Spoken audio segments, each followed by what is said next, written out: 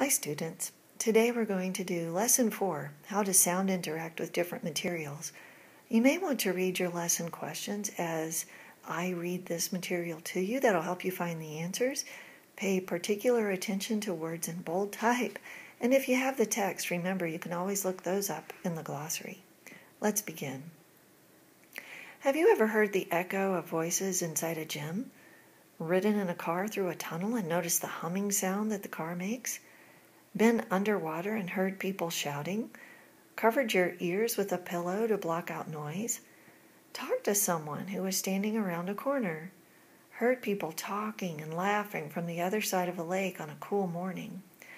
All of these things show the different ways that sound waves can behave. When sound waves reach an object, they can be reflected, transmitted, absorbed, diffracted, or refracted. Reflection is the bouncing of a wave off a surface. A reflected sound wave is called an echo. When sound waves hit a hard, smooth object, such as a concrete wall, they reflect and form an echo. When sound waves are reflected back to your ear very quickly, your brain can't tell that they are separate echoes. Instead, your brain hears a prolonged sound, such as the humming sound that a car makes when it's driving through a tunnel.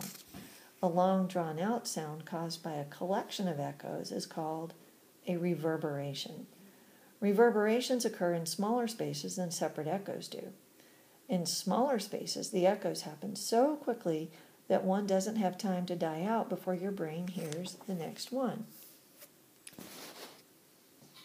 Many substances don't reflect sound waves. Instead, they transmit them.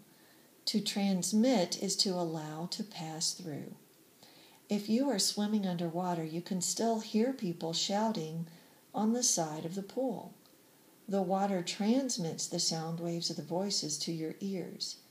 If someone comes underwater and shouts to you, the sound waves of his or her voice are transmitted through the water. When you talk, the sound waves of your voice are transmitted through the air. Let's continue on the next page. You will see on these pages some interactions with life science. One is on bats and shrews.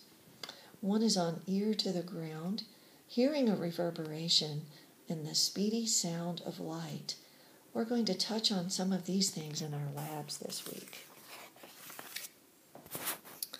Sound is transmitted differently through solids, liquids, and gases.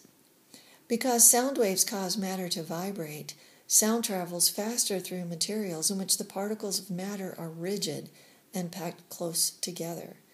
Therefore, solids transmit sound faster than liquids, and liquids transmit sounds faster than gases do.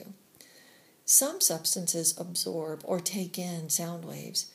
These substances prevent the sound waves from moving any farther. They don't allow them to echo. At the top, you can see a wolf howling through air. An air has loosely packed particles. A woodpecker pecking on a piece of wood with very densely or closely packed atoms or particles. And on the bottom, a dolphin making sounds in water. And again, those particles are loosely packed. On the next page, there is an experiment called How Does Sound Travel Through Solids, Liquids, and Gases? I won't read this to you because we're actually going to be doing this in class. On the next page, we have the rest of the text. If you hold a pillow over your ears, sounds will become softer because the pillow absorbs many of the sound waves, stopping them from reaching your ears. Could you talk to someone who was standing around the corner from you? Of course you could. Sound waves can bend around objects such as walls. The bending of a wave around an object is called diffraction. When sound waves diffract, some of them are reflected or absorbed. Again, we have an intersection with math and an experiment with hearing sound in your teeth. We're going to discuss those more fully in labs as well. Let's finish our reading on the next page. That's why you can't hear someone around the corner as clearly or loudly as you could without the wall between the two of you. Sounds can be heard much more clearly on a lake in the morning or night because sound waves can refract. Refraction is the bending of a wave as it moves from one material to another. Sometimes, especially early in the morning, the air just above the lake is colder than the air higher up. When this is the case, the sound waves made across the lake bend downward.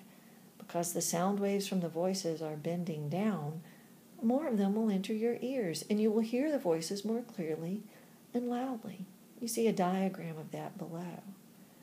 On the next, you see a direct sound path across the lake with additional sound resulting from refraction. On the last page, there is an experiment with refraction, which we will try, a diagram explaining the speed of sound in different materials, and on the bottom, I'll just film this. This is where I get the questions for your science lessons each week. So make sure you read these and think about them as you do your reading.